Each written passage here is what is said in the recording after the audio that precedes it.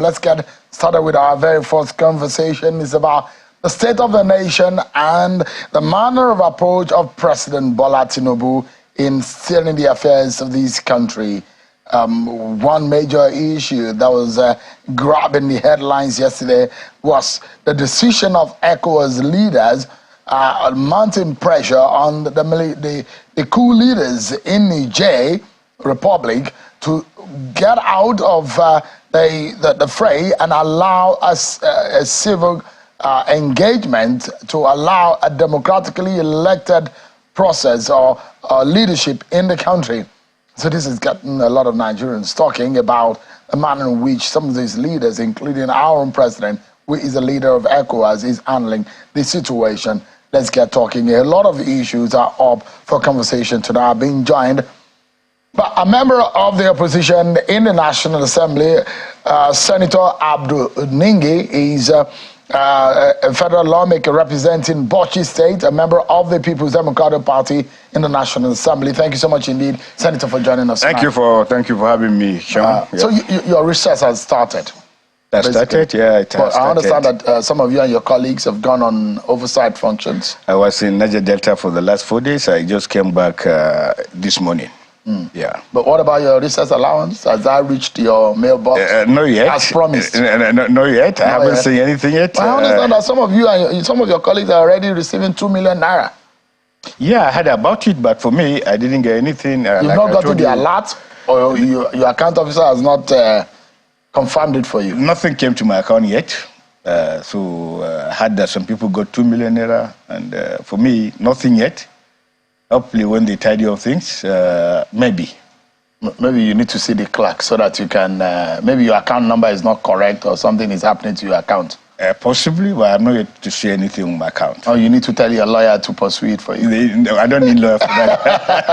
I actually don't need lawyer for that. But the Senate President has promised you so that your recess is going to be a fruitful and an enjoyable one, so that you can enjoy your recess. That's what the Senate President said. Yeah, I heard the Senate President, but I was there. I didn't hear him say that. But later on, in Delta, I was in Bielsa, when I heard that he said something like that. That caught me off guard because it's something that's unprecedented. But he has said what he has said. So there's nothing anybody can do about what he has said. But what I assume, what I know, what I've been used to, some of these things, if they happen actually, you don't just broadcast it the way he broadcasted it. And I can tell you, I've been in the National Assembly, this is my 5th term, so I know how things are done. He has said it, he has said it. Yeah. For some Nigerians who feel scandalized about that, and how do you react to that kind of statement? What do you think it portends for the National Assembly? I think it's a huge embarrassment to the Senate President as a person and to the institution of the National Assembly. The Senate President should have gone further to say these allowances are for what, and how did he came across the allowances? Who gave the allowances? Is it part of the remuneration? Like I can tell you, since I became senator, I had issues with my account. I have not gotten a kobo into my account yet. So, but I move on because at the end of the day, I know when they tidy up my account and other members, things naturally flow like that. So it begs a lot of question as to where this money is coming from. You don't wonder why some Nigerians are outraged by that statement? I know people are really very, very bitter about the statement and about the intention, because it relates to people as if this is just a pocket money given by the Senate President to senators. And believe me, I find that really difficult to also take. What's the money about for? Or what's the purpose of the money? Well, he said it in the video. I said that for recess, for holiday. I don't know what 2 million naira will do for holiday. I find very difficult to understand what this money is. Do you senators usually get money for holidays, for recess? Not at all. You have your own remuneration. You have your own salary, you have your own... I understand you have allowances. I understand they have not paid salaries. So if it is salary, why would you even mention it? If it is allowances, why would you even mention it? So it is difficult until probably we come back for one to understand where is this money coming from and what is it for. If it is something that I was entitled or were entitled to and it has not been paid, we're almost 3 to 4 months into the National Assembly. A lot of people have not even collected their allowances yet. I can guarantee you that. Senator, when some Nigerians feel that the lawmakers are a breed of Nigerians that are overfed, overtaken care of, and maybe overprivileged compared to other lawmakers across the globe, and compared to the citizens who are being graded in a country where we are tagged as one of the poverty capital of the world, and this kind of situation where lawmakers have been seen to be the highest paid lawmakers in the world, does it make you and your colleagues look good? I'm not sure it is a fact that we're the highest lawmakers. What are the parameters? Who are the second highest lawmakers in the world? Who are the third? These are all insinuations. There are a lot of people. Let me just tell you. Facts that have been part of the problem we have... Just for a moment, so that you can be able to lift up a foundation. And these are conversations that some of us have had over the years about the take-home, the salaries, the emolument, the allowances. It's not in the salary. We understand that some of the lawmakers are earning just about what a professor in a university may be earning. But the devil is in the details. The allowances are where the issues are. And those who believe, and you are being in the National Assembly, I mean, if you want to clear these to Nigerians, how much does a lawmaker even take home? How much is the allowances? And how much is the lawmaker getting? When I was there... You get newspaper allowances? Tell us what do you get? When I was there, I take nothing less than 3 to 4 million naira. Every month? Every month as a lawmaker. Putting everything together. I don't know what has changed. This was about 8 years ago? The last time? 8 years ago. So it's a long time. Yeah, you see the historical... So things have changed. Yeah, the historical thing about a lawmaker being... Because we're actually naked before the public. If you compare what a lawmaker gets and what he spends on his constituency, on his constituent, vis-a-vis what a governor gets and what a minister gets, it is unimaginable. But you are being paid to run your constituency. Exactly. Your constituent office. And that's been the issue. Even some people have said that they get the money for constituency office, but they don't spend it. They don't even have a physical constituency office. And that's why you see repercussion of that. That is why you see the level of return of the senators is actually over 70, 80%. Because if a lawmaker gets this thing and he doesn't go to his constituencies, because, hey, this is a new world. It's a global thing. Everyone now understands what you go, what you get, what you now must bring home. So if you don't do it, it is only a matter of 3.5 years. And your experts will say that Nigeria is bleeding on the cost of what it takes to run government, the cost of feeding, running the National Assembly. How much is the budget of the country? And what is the percentage of that so-called bleeding? What is the percentage? The National Assembly is getting nothing less, almost 3 to 5% of the entire national budget. And here you come, you say the experts are telling Nigerians that the nation bleeds because of the National Assembly. That is a huge, huge lie. They fail to understand what happened in the executive, what happened in the judiciary, the corruption in the executive, the corruption in the judiciary. All they centered about is a lawmaker because he's naked, he's seen. He's seen other people are... There are 109 of you in the red chamber. Yeah. There are 360 of you, yeah. I mean, of your colleagues in the lower chamber. Yeah. There's just about 500 or thereabout lawmakers. And you are being serviced with that kind of amount of money, and you think that in itself is not too much for a country where an average citizen is said not to be able to feed less than $1. That is the error of judgment a lot of you people are doing, including those so-called experts. How many staff do you think I have in my office? How many? I have 6 officially given by the National Assembly. They are being paid by the nation. But they are being paid by the nation. And then I have another 6 that have to pay from those allowances. It is those monies, plus the so-called paid by the nation, that a lot of Nigerians are making a calculation. Now, right now, you have just calculated 469, and then you divide by whatever goes to the National Assembly. Is that fair? I mean, it is one thing that is very critical here, Senator. We are before the Nigerian people, over 200 million of them. Exactly. The question is, it's not about Senator Ningi, is it? It's about the institution and whether or not Nigeria can carry the burden. Nigeria, do we have what it takes to be able to service a two-parliament national assembly, a two-tier of the National Assembly? Can we service it? Do we have what it takes? Where an average citizen cannot even feed with $1 a day, and we have senators who are being serviced with such an amount. That is the question. Unfortunately, because you are not making a balanced argument. Where you have a senator like me, I've been there for how many months now? I don't have a card to use.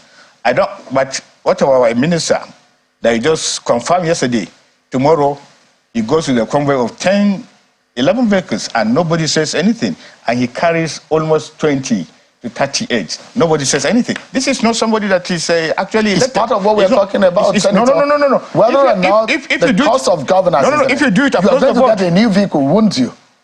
Did I get? Am I getting? You would How get do you it. now expect me to... Senator, you would How do you expect me to function? Wouldn't you? How do you expect me to function now for the last 3 months? 60 billion or so is what we hear that's going to be budgeted to fund the purchase of vehicle for lawmakers. Have you been to... When last did you go to the National Assembly? I've been there recently. How did you see the condition of the National Assembly? Is it something that is worthy? Renovation. Is it something that worthy of even a National Assembly member to be there? Today, I'm in my office. I furnish it myself. I repair the waterworks. I repair the electricity, all from my pocket, because I should be able to sit down and work. And it is almost impossible now for anybody to go to National Assembly and work. It's not a shame of a situation where we have a nation that has a revenue problem, yet we have the cost of governance in the state at the national level at that scale. Is it not a shame of a situation? If you make that argument, I'll be home with it. But if you isolate just the National Assembly... Because you are part of it, so you're not happy about it. The National Assembly is not my home. But you are part of it. But it's an unfair proposition. Presently, it's your office. You spend a lot of time there. Even if I was away from the National Assembly, I have always said it's an unfair proposition. Because you have tailored the mind of average Nigerian not to look other sectors, but just to look at the National Assembly and state assemblies. You don't care what happens in the government house. You don't care what happens in the villa. We do. No. And we ask them questions about the manner in which they run their office. You hardly invite them. We do. You hardly invite them to come here. No, we do. Rarely. You rarely do that. We do very much. We do. And we speak with governors. We speak with members of the... You just read the issue of National Assembly costing the nation to bleed. I say, what a percentage of the budget? What percentage of the budget? Less than 5% of the budget. If you have your way and the manner in which things are going in the country, would you cut down how the National Assembly is being presently structured? The issue for me, Sean, seriously speaking, is not about the National Assembly. I can say that the government is so big, but the issue is corruption. 70% of this augmented revenues that come for the nation is actually stolen away. Like I said, you saw me in Niger Delta yesterday, and you saw what you have experienced. So it is stupid stealing of the resources, not on a massive scale. Not paying remuneration to members of the National Assembly. The corruption is mind-boggling. And once you cannot be able to reduce it to a minimal level, then you continue to have this problem. Let me take you to asking, did the President Tinubu ask the National Assembly for military intervention, permission for military intervention in Niger? First of all, he has the right to ask, but the Constitution has stipulated some conditions. First of all, for him to ask the Nigerian armed forces to go into a war, there needs to be a joint sitting. Not only to the Senate, but the National Assembly. Was there a request from the President? There was no request. He just sent us a letter enumerating what is happening with ECOWAS. And we saw it, and we read it, and we told him point blank that war is off the table. Deal with other issues, and we even commended him. And we went right out to say, coup is not something that one should negotiate or we're comfortable with. There's nothing under the table or above the table that should attract coup. Because when you say coup, you mean the government, the aggrandizement of just very few, 3, 4, 5 people that come down to do coup. And we said there are always alternatives where a democracy actually functions after 4 years election, before 4 years impeachment. So there are a lot of grounds. Senator, you are a northern leader. There seems to be some kind of intervention coming from the northern elite and northern leaders about this particular matter. And it gives some kind of worry to them in the manner in which they have intervened in this matter. Does that give you the kind of worry, and why? It does. First of all, I'm the chairman of the Northern Senators Forum. First of all, look at the history. The history of our relationship between Nigeria and Niger. It dates back centuries ago.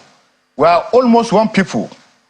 Only that the colonists just drew a map arbitrarily. Secondly, in Africa, there are no better allies than the Niger Republic. Look at all the resolution from the UN, from AU, from Interparliamentary Union, all the resolution that Nigeria followed. That is where Niger goes. And remember, Niger is a francophone African country. And they are the closest to us. We share the same language, share the same religion, share the same culture. We've almost done everything. Those 7 and 8 local governments across Nigeria, you can't even differentiate between Nigerian and Niger. So this is personal to the northern leaders? No, it's Nigeria. Those local governments are in Nigeria. And let me tell you, the cornerstone of Nigerian foreign policy is Africa.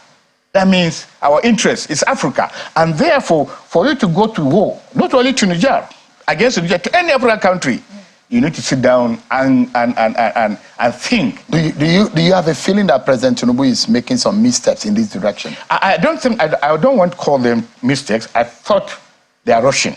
I thought the ECOWAS are rushing. Let me give you an instance. There is some sanctions that have been imposed, and Nigeria is directly involved. Electricity supply to Niger, largely from Nigeria, 70% of it has been switched off. A no-fly zone towards Niger has also been declared. There's some other economic sanction, trade and commerce within Nigeria territory and Niger that has also been imposed. These are seen as form of aggression and an act of war. Don't you think that this is also part of what some of the northern leaders see as some kind of missteps? Quite a number. Like number one, it has historical antecedent. You know our dam, you know the river that flows from Niger through Mali to Nigeria. It was an agreement that was reached between Nigerian government and Niger as far back as 1963. We supply you with electricity even though we are going to pay, but in place of that, you must not dam this water that comes to Shiroro. That was an agreement. I thought the ECOWAS should have known that. I thought President Bola Tinubu should have known that it was an agreement. Now, cut off their light, if they dam their water, what will you do? It's going to be a problem. It's going to be a problem. And then they trade between northern Nigeria and Niger. It is only in Niger, Sharon, I can tell you, that Naira is a legal tender. In the whole world, only in Niger. Outside of Nigeria? Outside of Nigeria, that will go and give them Naira. And they'll collect it. And I said, it will affect the entire... So if you, as a leader of the Northern Senators Forum, what would you be telling President Tinubu tonight? Carry a while, sir, and take cognizance of our historical ties. The ECOWAS that are pushing you have nothing to lose. I mean, your colleague, Senator Ojukalu, made a video and said that this is the handwriting and this is the hand of the West in this. And if they want to do anything, that the West should come themselves, that we should not follow in the footsteps of the West. Do you agree with him? Precisely. What are we saying? Right now, the U.S. has 1,500 soldiers right now inside Niger. Even though Niger said French soldiers should leave, they're there. The Russians are coming, they're there. Why are they using us? Why are they using Nigeria? You remember? You think Nigeria is looking like a puppet in the hands of these? You remember this? The same Western nations that predicted that there will be no 2011, Nigeria will disappear, and they came to predict in 2015 there will be no Nigeria, and they also predicted in 2019. So it is in their interest that we go to war. When you go to war, what is that intention? What they get in uranium, what they get in Niger is uranium. They get it free of charge. And they sell their arms, showing there are several ways of dealing with these coup plotters. And one of them was just mentioned, the economic embargo. And then other things that will not say in the National Tribune. To deal with those coup plotters, there are so many ways. You remember, there was a coup plot against a president, Joaquin Obasanjo, from Cape Verde. He came to Nigeria. He came to Nigeria. He was in Nigeria for almost a year or so. Before he went back to Nigeria. That was the one. President Obasanjo put him on the plane and went to the same country and installed him back. There are a lot of ways to deal with it. On a final note, Senator, let me ask you about the screening process. What is the real reason why El-Rufai was not confirmed? I can tell you for free, the National Assembly, the Senate, we don't have any problem with El-Rufai. As far as I'm personally aware and I'm concerned, El-Rufai is a superstar in APC. You can have your differences with El-Rufai in terms of what he does, but he's a shining star. But he said he has withdrawn. Do you think that is a big loss for the Tinubu cabinet? I thought it was a big loss. If you look at his achievement in the past, look at what he has done in FCT, look at what he has done in Kaduna. You cannot just push that man just away. He's an achiever. He may have some problems with the way he does things, but I see him as a superstar, and nothing in my imagination should have pushed him away from getting cleared.